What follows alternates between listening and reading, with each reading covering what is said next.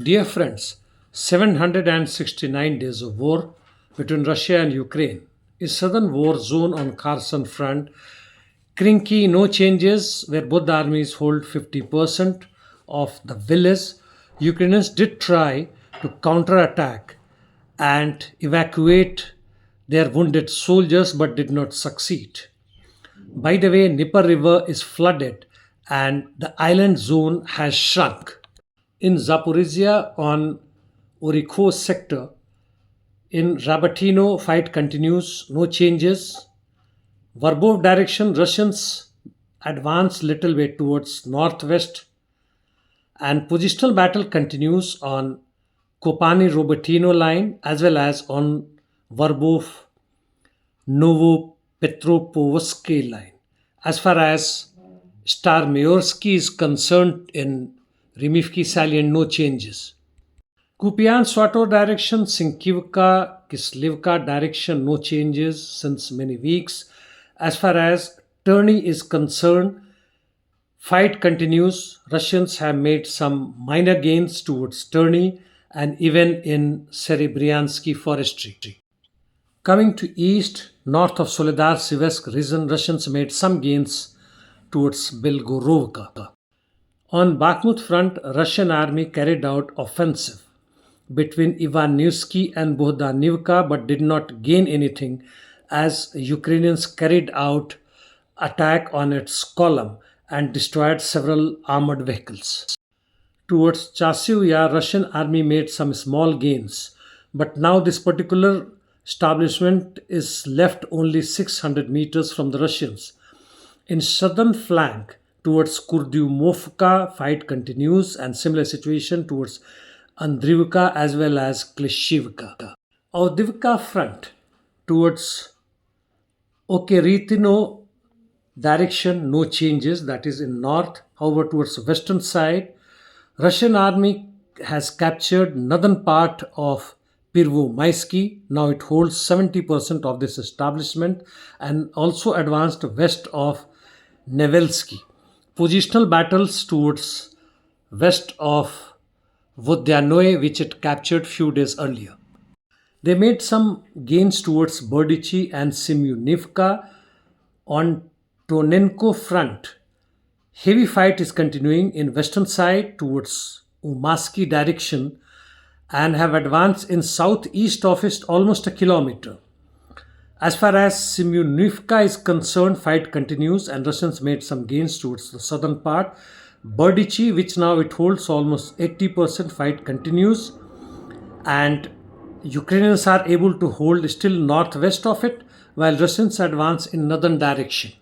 Avdiivka fight for Krasnogorovka continues, no gains for the Russians. In southern side, Novomikhailivka, now Russians hold 60% of it and fight continues with small marginal gains. Pobeda 2, they advanced almost 200 meters from the southern side while in west of Avdiivka, that is Georgievka, Russians advanced almost 300 meters. Interdiction missions, Ukrainians are continuously using drones to attack Belgorod and other adjacent regions. Former SSU Colonel Staiko referred to Russian Federation's newly being inducted FAB 3000 bombs as a nuclear bomb or weapon. Says most terrifying. This is equipped with universal gliding and correction module which makes it highly precision bombs. Mass uses of these bombs haven't started except their earlier version, that is 500, 1000 and 1500 kgs. In the meantime, Russians carried out attacks with drones in Kharkov, Kryvyi Rog, Pavlograd, Dnepropetrovsk, Zaporizhia and other regions. Palestine Israel Middle East situation as far as Gaza is concerned is similar, though IDF has now withdrawn from the northern part and their operation against Al Shifa hospital, as per their claims, is completed. In the meantime, Israel has approved operational plans for operation in Rafah, that is in southern Gaza. IDF has hit a building adjacent to Iranian Embassy, killing 8 persons. It was Iranian consulate, which includes two brigadier generals and top Iranian diplomat. Destroying an embassy of a different country in different countries is nothing but a terrorist act. As per a report, IDF has lost 200 plus troops on Lebanon front. The ratio is almost 1:1 as far as Hezbollah troops are concerned.